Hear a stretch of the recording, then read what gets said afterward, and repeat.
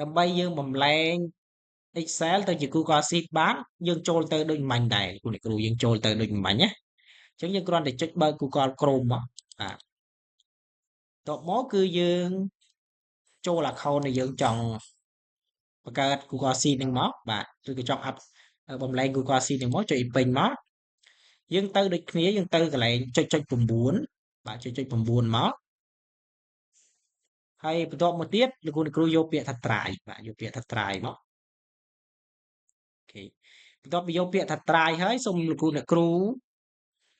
បង្កើត folder ថ្មីមួយមកដើម្បីយើងបំលែងវាងាយទៅរកពីក្រោយបាទអញ្ចឹងយើងយក my try បាទអញ្ចឹងយើងយក my try មកយើងមិនបាច់បង្កើត folder ក៏បានដែរយើងដាក់ folder ចាស់របស់យើងដែលយើងមានហ្នឹងក៏បានដែរលោកគ្រូបាទអញ្ចឹងកន្លែងនេះខ្ញុំអត់បង្កើត folder ទៀតទេខ្ញុំដាក់ folder ដែលខ្ញុំបង្កើតមិញណាបាទនេះ folder ដែលខ្ញុំបង្កើតមិញបាទអញ្ចឹងខ្ញុំចុចបើកមកបាទអញ្ចឹងមកដល់កន្លែងនេះដូចគ្នាបាទអញ្ចឹងយើងគ្រាន់តែយកពាក្យថា new បាទយកពាក្យថា new មកហើយបន្ទាប់មកទៀតលោកគ្រូយកពាក្យថា file upload លោកគ្រូឃើញយកពាក្យថា file upload ម្ដងនេះយកពាក្យថា file upload បាទចូលយកពាក្យថា file upload មកលោកគ្រូចុចប៊ឹបមកគឺវានឹងមានផ្ទាំងអញ្ចឹងជូនលោកគ្រូអ្នកគ្រូបាទបន្ទាប់មកលោកគ្រូអ្នកគ្រូសុំទៅរកទីតាំង file Excel ដែលលោកគ្រូអ្នកគ្រូផ្ទុកនៅលើកុំព្យូទ័ររបស់លោកគ្រូអ្នកគ្រូបាទ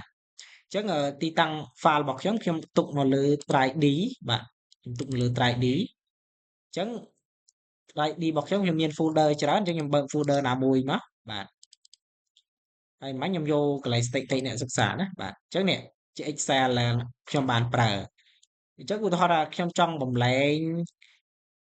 Excel ណាមួយទៅជា Google Sheet បាទអញ្ចឹងខ្ញុំមាន Excel ច្រើនបាទមាន file ទី1 file ទី2ទី3ទី4ទី5ទី6ទី8អញ្ចឹងណាបាទអញ្ចឹងខ្ញុំចុចលើ file ណាមួយដែលខ្ញុំចង់បំលែងមកខ្ញុំចុចលើនេះមកបាទចុចហើយខ្ញុំយកពាក្យថា open បាទចុចពាក្យថា open មកបាទអញ្ចឹងនេះលោកគ្រូនឹងឃើញកន្លែងនេះអញ្ចឹងរងចាំតិចមកគឺคลายទៅជានេះ